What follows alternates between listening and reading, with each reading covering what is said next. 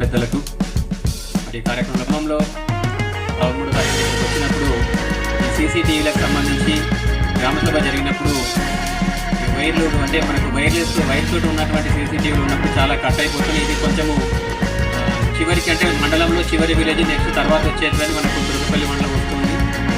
మనము ఆ రోజు చాలామంది తల్లులు వచ్చేసి ఆ సందర్భంలో ఏంటంటే మా పిల్లల్ని అంగన్వాడీ స్కూల్కి వెళ్తే పిల్లలు పంపించే పరిస్థితి లేదు, పిల్లలు ఎత్తుకపోతురట అనేటువంటి ఒక అభద్రతా భావంతో చాలామంది తల్లులు అడుగుతూ ఉన్నారు. అంటే పోలీస్ మొబైల్ వ్యాన్స్ వస్తున్నాయి, ఇబ్బంది ఏం లేదు, అది ఒక అపోహ. అంటే వాట్సాప్లలో బాగా చాటింగ్ వస్తుంది. ఆ సందర్భంలో మనము శ్రీనివాస్ గారితో వాళ్ళతో డిస్కస్ చేసినప్పుడు ఏంటంటే ఈ వైర్లు కట్ అయిపోతున్నాయి, మెయింటెనెన్స్ ప్రాబ్లం అవుతుంది.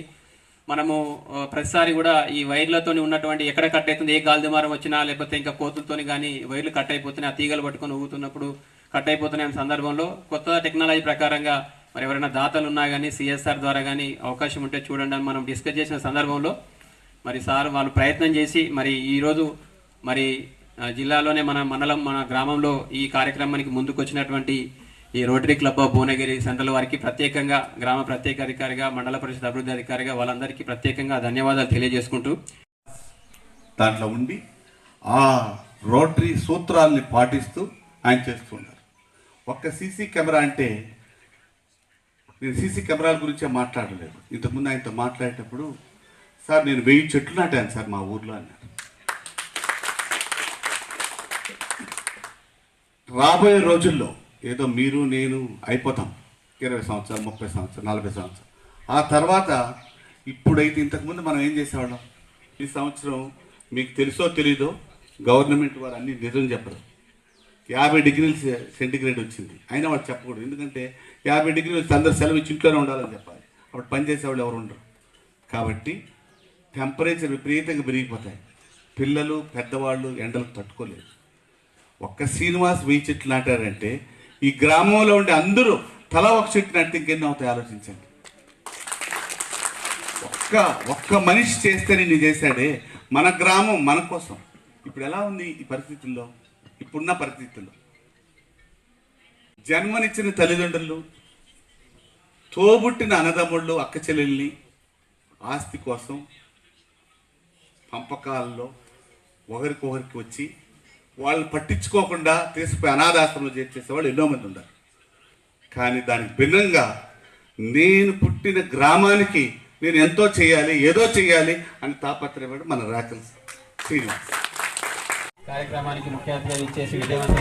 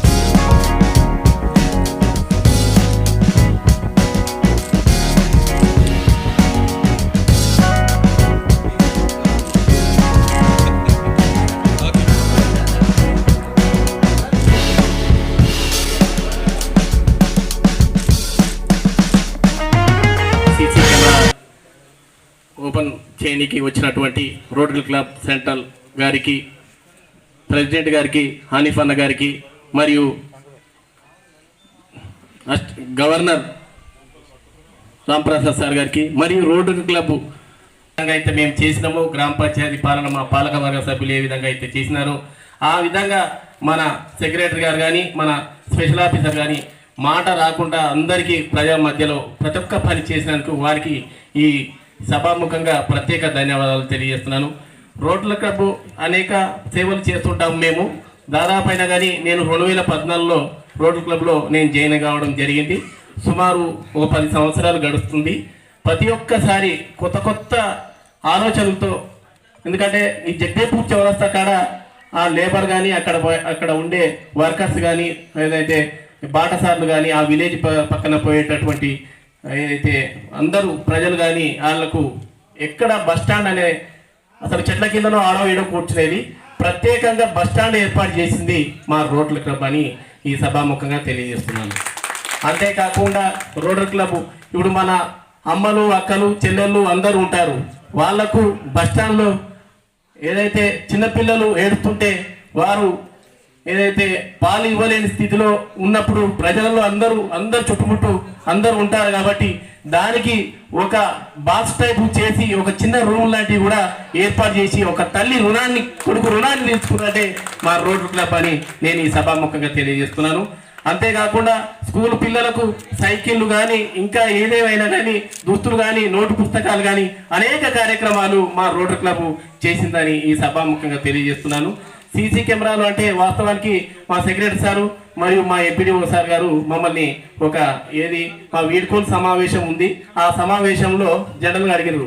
అయితే మీరు అందరూ పోతున్నారు, మరి మేము ఎప్పుడైనా కానీ అందుబాటులో ఉండి చూసుకోలేకపోతాం మా గ్రామాన్ని, మన గ్రామాన్ని.